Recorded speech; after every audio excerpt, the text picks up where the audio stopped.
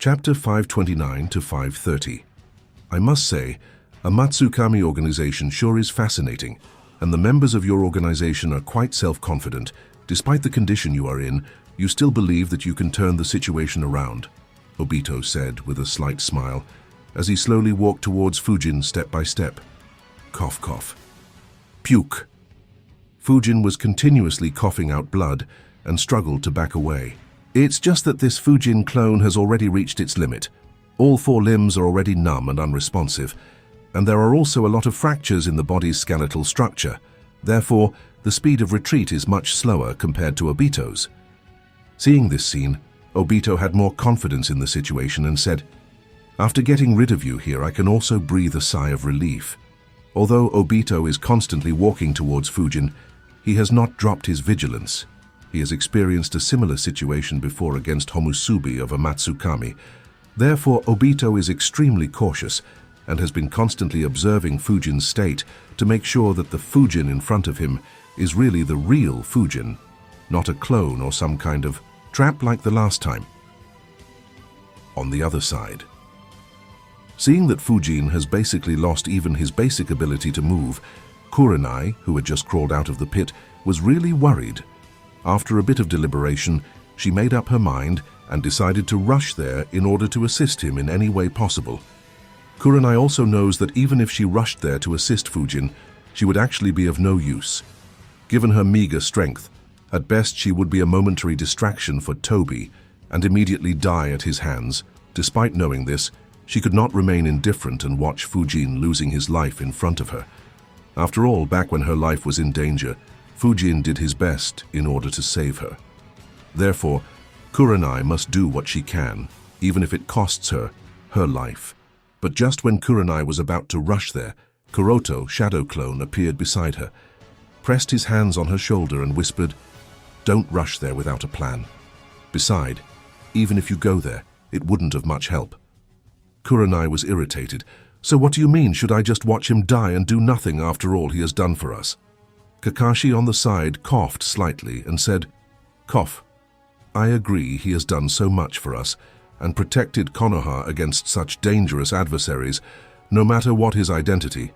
We Konoha shinobi wouldn't just stand by and watch him get killed, but rushing there without a plan is not a good idea.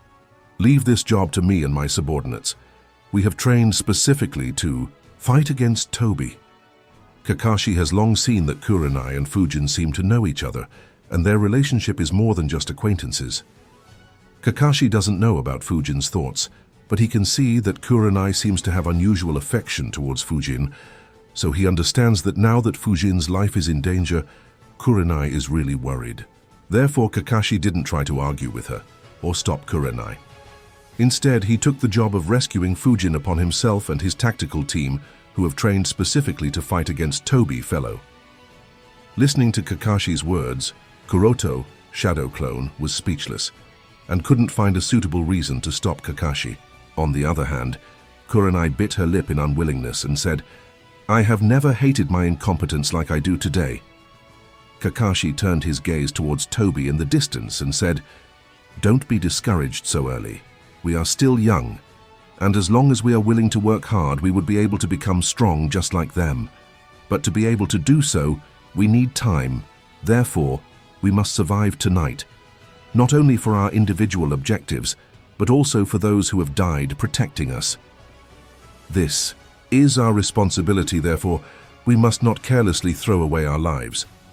After speaking so, Kakashi made a gesture towards his subordinates of the special tactical team, and immediately 3 Konoha shinobi, each one holding a special kunai marked with the flying Raijin seal, appeared around Kakashi.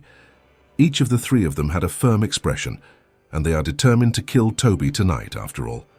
Kakashi's special tactical team was created with the purpose of getting rid of the treat named Toby.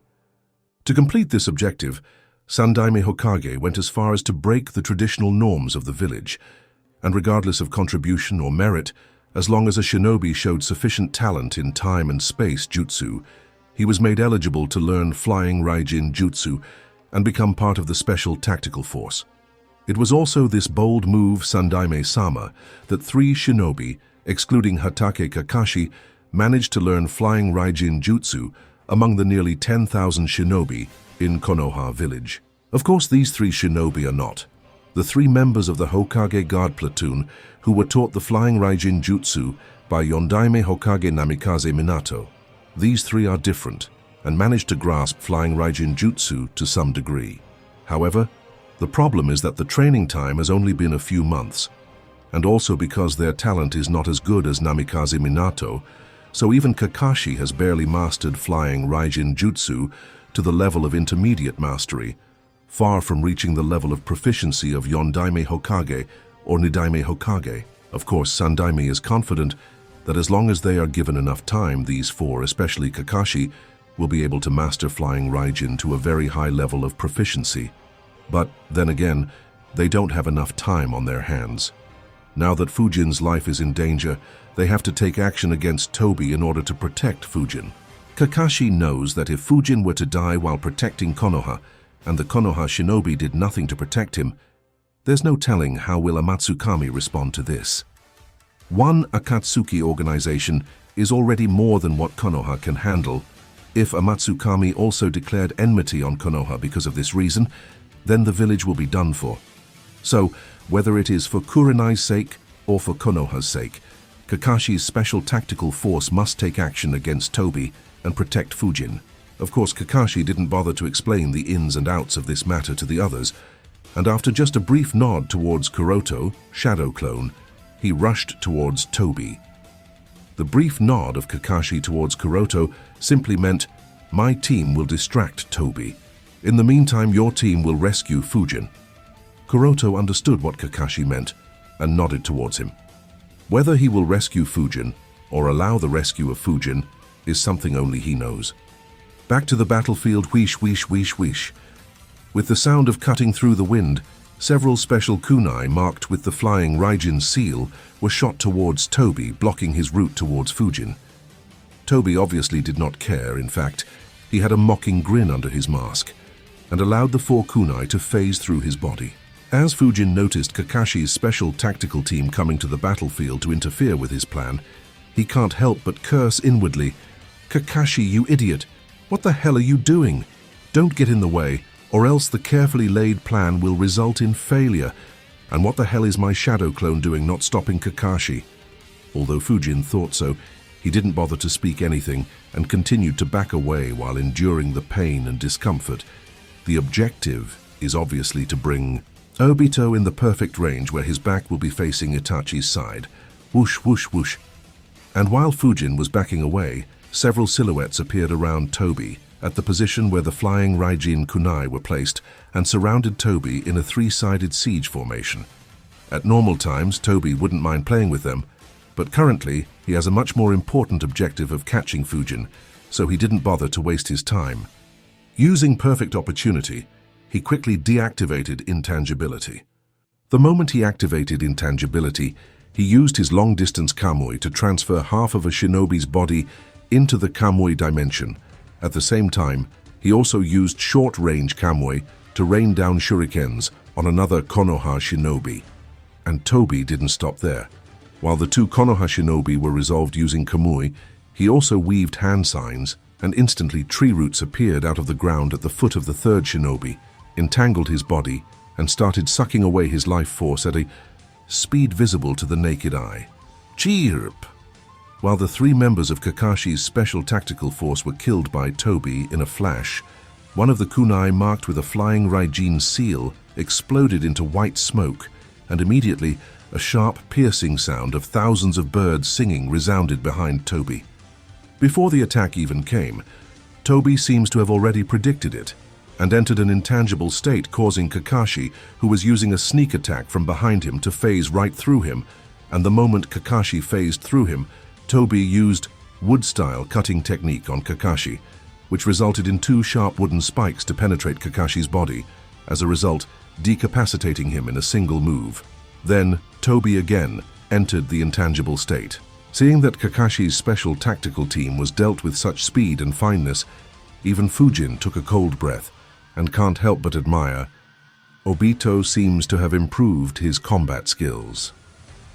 In the previous short battle that only lasted for 4 moves, Toby used a perfect combination of all of his attacks to easily resolve the enemies without giving them an opportunity to fight back.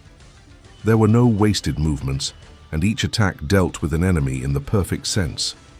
The tactics, especially, were wonderful, and even Fujin couldn't have dealt in a better way, therefore, even he had to admire Obito. Of course, admiration is another thing. This doesn't change Fujin's plan against Obito. On the other hand, Kakashi, who had fallen to the ground with 2 wooden spikes piercing him, clutched his stomach and asked Toby a question that has been eating away at his heart for the past few months. "Answer me, and who are you?" The moment Kakashi asked this question, the attention of all the surrounding shinobi was focused on Toby, waiting for his answer. Seeing Kakashi's serious face and the attention of all the surrounding shinobi upon him, Toby obviously hesitated a little, but after a short pause he replied, "Since you are so eager to know my identity, then I shall answer your question. I am Uchiha Madara." Silence. The moment Toby stated that his identity is Uchiha Madara, a pin-drop silence covered the battlefield. "Uchiha Madara?" Kakashi murmured in shock, then shook his head. "It's impossible. He died in the Battle of the Valley of the End, and even if he didn't die back then and survived somehow, his age should be more than 80 years old. You can't be Uchiha Madara. Answer me, who are you?" Madara stood still and stared at Kakashi with a gloomy expression, and after a long silence, he said in a fierce tone, "Humph. An ignorant fool who doesn't understand anything and is bound by this fake reality. I am Uchiha Madara, whether you believe it or not. Now just lie down there and don't get in the way, trash, like you don't even have the right to die in my hands." "You." Kakashi didn't know what to say in answer. Indeed, he is a trash who couldn't even protect his companion. Therefore, he really didn't have any way to refute Madara's words.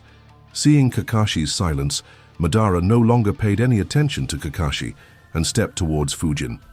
Seeing that Obito was in an intangible state, Fujin mustered up all his strength and tremblingly stood up from the ground while holding a grey bone blade in his hands and rushed towards him. Obito did no action in defense, just allowed Fujin to phase right through him, then immediately turned around, deactivated the intangibility, and used the wood-style cutting technique on him to deal with him in the same manner as he dealt with Kakashi a few seconds ago, then instantly activated the intangibility. The sharp wooden spikes fired by Obito rushed towards Fujin at an incredibly fast speed. Wood-style cutting technique is a very dangerous Mokutun jutsu. Once these wooden spikes pierce the body of a target, the user can continue to inject chakra into the wooden spike and promote the growth of the wooden spike inside the body of the target. This way, the wooden spike grow up like roots of a tree and completely destroy the internal organs on the target's body.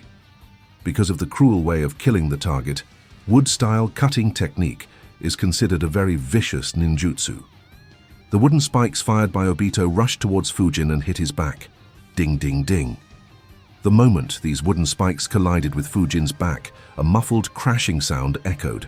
Obito's gaze condensed on Fujin's back, and he discovered that just before the wooden spikes were about to pierce Fujin, a layer of hard and dense bone had covered his back and protected him from the wooden spikes. But perhaps that was the last resistance of Fujin, because immediately after, Fujin, whose back was hit with high momentum, vomited out more blood and collapsed on the ground. He didn't even have the strength and consciousness to turn back his head, and his back was completely exposed to Obito. Of course, Obito was not happy. Instead, he was very angry after seeing that his attack couldn't even injure Fujin, despite Fujin's severely injured state. Gritting his teeth, he murmured to himself, "Your periosteum can block my Mokuton ninjutsu, but can it block my Kamui? This will be the end of this farce." After making up his mind, Obito cautiously withdrew from the intangible state and activated the long-distance Kamui on Fujin. Immediately, a spiraling whirl appeared on Fujin's back. The spiraling whirl expanded rapidly and started to swallow Fujin's body inside the Kamui dimension. Seeing that half of Fujin's body has already been distorted, Obito was relieved. "It's finally over. I caught him." Boom. Whoosh. Just as Fujin was being sucked inside the Kamui dimension, suddenly a flaming red sword emerged from the forest not far away and immediately stabbed Obito's body and instantly paralyzed him. Fujin, whose body was being sucked inside the Kamui dimension, reluctantly turned around and waved his hand towards Obito with a chuckle. Ha! Goodbye. Now spent the rest of your life in drunken dreams. But Fujin's chuckle soon solidified, because he found that not only Obito was being sucked inside the gourd of Sword of Totsuka, but even he, whose chakra was half connected with Obito, because of Kamui, was also paralyzed and was quickly sucked inside the gourd of Sword of Totsuka and sealed in it. What the? Roar. Accompanied by a loud roar, a flaming crimson-red Susanoo suddenly appeared on the edge of the battlefield. The flaming red sword that had appeared along with the crimson-red Susanoo illuminated the night sky all around, making the gourd-shaped sword-wielding Susanoo appear like a true god of war. That's... The sudden change in the situation caused all the Konoha shinobi in the immediate vicinity of the battlefield to exclaim in shock and confusion. Similar to the previous emerald blue Susanoo that was used by Madara Tobi before, this crimson-red Susanoo that appeared out of nowhere and all of a sudden has also never been seen before, at least not by the people currently alive, and since it hasn't been seen before, therefore there is no intelligence of this Susanoo in the village, so everyone is confused. Another Susanoo. What's going on here? Why are there so many Susanoo appearing today, one after another? This time, is it the enemy or an ally? The surviving Konoha shinobi are all uncertain whether the new Susanoo that suddenly appeared on the battlefield is used by an enemy or an ally. They have already experienced the horror of a Susanoo at the hands of Madara Tobi by being unilaterally slaughtered, and now that they see another Susanoo, although small compared to the one used by Madara Tobi before, they still can't help but feel instinctive fear. Soon everyone discovered that inside the body of the crimson-red Susanoo, holding the gourd-shaped sword, stood a mysterious shinobi wearing a midnight black gold-rimmed cloak and a fire-patterned mask. It's another member of Amatsukami. From the design of his cloak and mask, he should be Homusubi, right? As soon as they noticed the mysterious ninja and recognized his identity as a member of Amatsukami, the nervous Konoha shinobi couldn't help but breathed a sigh of relief. Although Konoha shinobi are not sure whether a Amatsukami organization is an enemy or an ally of the village, and it is very difficult for them to trust the members of Amatsukami given the history of this mercenary organization, from Fujin's act of protecting Konoha tonight from so many members of the Akatsuki organization, everyone at least understands that for tonight, Amatsukami organization is not Konoha's enemy. As such, they are willing to put down their guard against the members of Amatsukami and trust them to some extent. Kurenai in the distance, who was released by Kuroto, Shadow Clone, seemed to have lost all her strength at this moment and sat down on the ground with a relieved look on her face. Great. A companion of Fujin has finally taken action. Now, with other members of Amatsukami around, Fujin shouldn't be in much danger. A few moments ago, when Fujin was in distress, Kurenai almost had her heart come out of her throat in nervousness and would have definitely rushed towards Fujin, regardless of life and, death if it weren't for Kuroto, Shadow Clone, to keep a hold of her. And now that she has seen Homusubi taking action, Kurenai finally sighed and understood why Kuroto did not allow her to go. It was probably because Kuroto could see the arrival of Homusubi, thanks to his Byakugan. Kakashi, who was lying injured on the battlefield, carefully observed the surroundings in search of the figure of the masked man who claims to be Uchiha Madara. But no matter how much he searched, Kakashi couldn't find any trace of the masked man, so he can't help but mutter in shock and surprise. The masked man who claims to be Uchiha Madara was dealt with Homusubi so easily. Kakashi is the only Konoha shinobi who was alive on the battlefield when the masked man was sucking Fujin inside the Kamui dimension, and although severely injured, Kakashi was conscious enough to notice Homusubi's sneak attack on Tobi Madara. So Kakashi saw that while the masked man's guard was down, and he was in a non-intangible state, a red chakra sword suddenly appeared out of nowhere, stabbed through the masked man who claims to be Uchiha Madara, and absorbed him inside that gourd thing in an instant. And the biggest surprise to Kakashi is that while all this happened, The masked man wasn't able to put any resistance and was easily absorbed inside that gourd-shaped thing despite having Kamui at his disposal. This is really unbelievable to Kakashi. You know, hundreds of Konoha shinobi, including 2 of the 3 legendary Sannin, had tried to deal with the masked man not long ago, and they were all useless. None of their attacks or tactics worked against the masked man, making Konoha extremely helpless. But Homusubi appeared out of nowhere, and so easily dealt with the masked man in a matter of seconds, so Kakashi was a bit dazed and felt like he was in some sort of genjutsu or something. But Kakashi knows that he is not in a genjutsu, because his chakra flow is not disrupted. The masked man has really been absorbed by that gourd-shaped sword in the hands of Homusubi's Susanoo. So Kakashi also breathed a sigh of relief. Perhaps this is for the best. Although Kakashi wanted to verify the identity of the masked man, Konoha's safety comes first, and now that the masked man has been dealt with, so although relieved, Kakashi's mood is still quite complicated, and in this complicated mood, Kakashi also lost consciousness due to severe injury and excessive bleeding. On the other hand, after a brief shock and surprise, the other Konoha shinobi also found that the masked man who claimed to be Uchiha Madara was missing from the battlefield, and soon understood that perhaps it was Homusubi who dealt with the masked man. Realizing this truth, everyone can't help but have a complicated mood. And finally, one of the Konoha shinobi can't help but murmur, "The Uchiha of the Akatsuki organization was defeated by an Uchiha of Amatsukami organization. But isn't Uchiha part of Konoha?"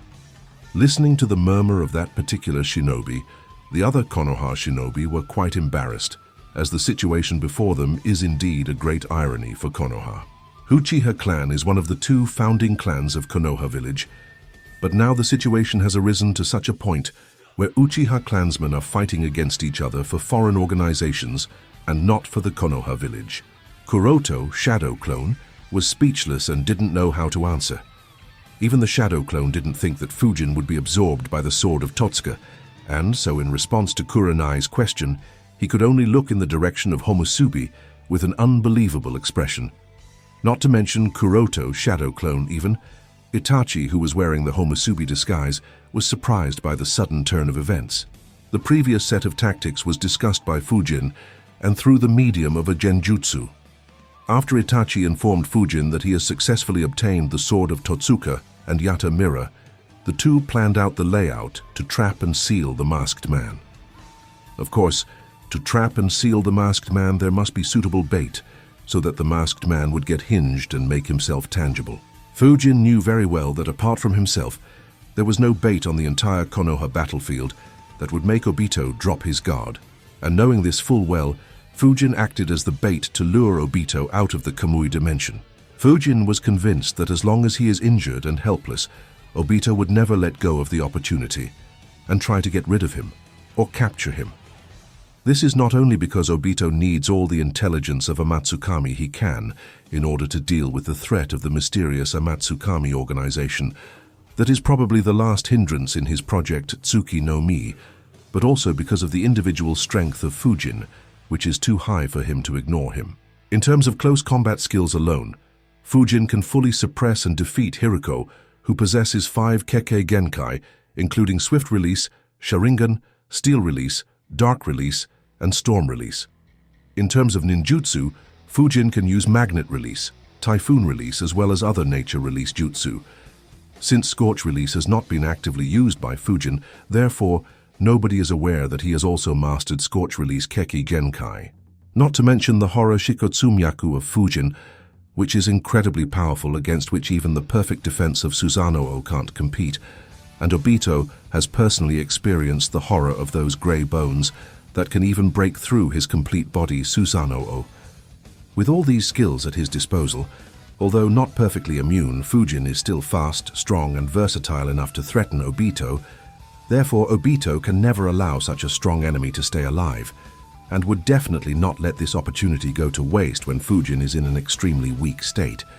In fact, if Fujin and Obito were to swap positions, and Fujin were to face such a strong enemy as him, even Fujin would also not let go of such an opportunity and definitely get rid of the enemy.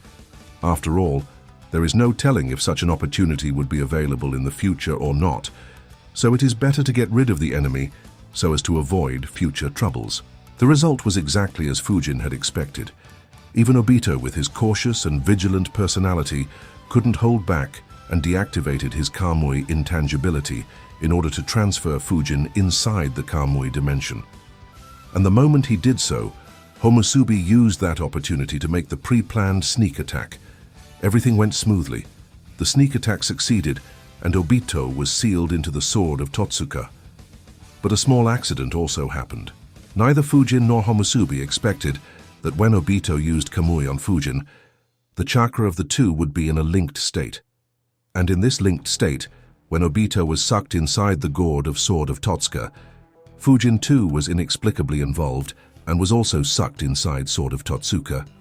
As a result, Homusubi is in a dilemma right now. It hasn't been long since Homusubi obtained the Sword of Totsuka, and he is not proficient enough in using this spiritual artifact.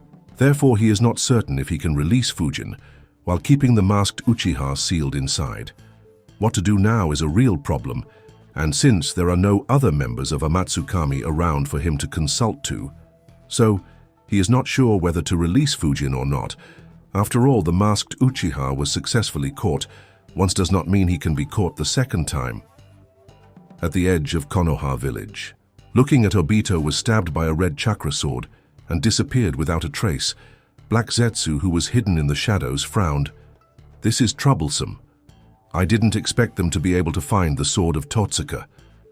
The ignorant White Zetsu asked, an attack of such a level shouldn't kill Obito, right? Black Zetsu said solemnly, it wouldn't kill him, but the situation is more troublesome. Homusubi possesses the spiritual artifact Sword of Totsuka. The Sword of Totsuka is a variant of the Kusanagi sword with an enchanted blade capable of sealing the target it pierces. Those who are stabbed by the Sword of Totsuka are drawn into the gourd and are trapped in a genjutsu-like world of drunken dreams for all eternity. White Zetsu also realized the seriousness of the situation and asked in surprise, does that mean Obito is sealed inside and will never be able to escape? Most likely. Amatsukami has planned well and used the perfect method to get rid of Obito. Sigh. I really didn't expect someone to be able to find this artifact in this era, muttered Black Zetsu, and after a pause he thought, especially after I spent so much effort to get rid of all the records of Sword of Totsuka from the history of the Uchiha clan. Damn it, even Madara was not able to find the Sword of Totsuka because I erased all the records. So how can Homusubi find it? White Zetsu asked in a depressed tone. Then what should we do now? Black Zetsu said coldly, take control of Homusubi's consciousness, and then it would be possible to release Obito out of the Sword of Totsuka. But we can't approach that guy carelessly. Sword of Totsuka is dangerous. What Black Zetsu did not say was that he really did not want to get close to anyone who possesses Sword of Totsuka, because his previous experience when facing the user of Sword of Totsuka has not been very good, as he was almost sealed by that Uchiha girl a few centuries ago. A few centuries ago, Black Zetsu tried to use the reincarnation of Indra, of that generation, and guided him step by step so that he awakens the Mangekyu Sharingan, eternal Mangekyu Sharingan, and then the rinnegan. But the younger sister of that generation of Indra realized Black Zetsu's presence and his planning and tried to seal him inside the Sword of Totsuka, using her own life force as a fuel. Although she failed ultimately and died as a result, Black Zetsu had to pay a considerable price as well, and also lost the reincarnation of that generation of Indra in the process of escaping. At the same time, Black Zetsu also developed a psychological shadow against the Sword of Totsuka and realized that this artifact can threaten him. That's why Black Zetsu did his best to get rid of all the clues and information related to the Sword of Totsuka from the records and the history of the Uchiha clan, so that no other Uchiha ever gets his hands on the Sword of Totsuka.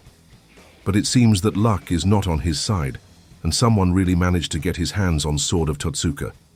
At the same time, Black Zetsu has also started to wonder if Homusubi of Amatsukami is a descendant of the Uchiha girl back then, and has been hiding since then, outside the clan. If Homusubi is really her descendant, Then she definitely knows of my existence. As such, I really can't get close to Homusubi, was the thought in Black Zetsu's mind.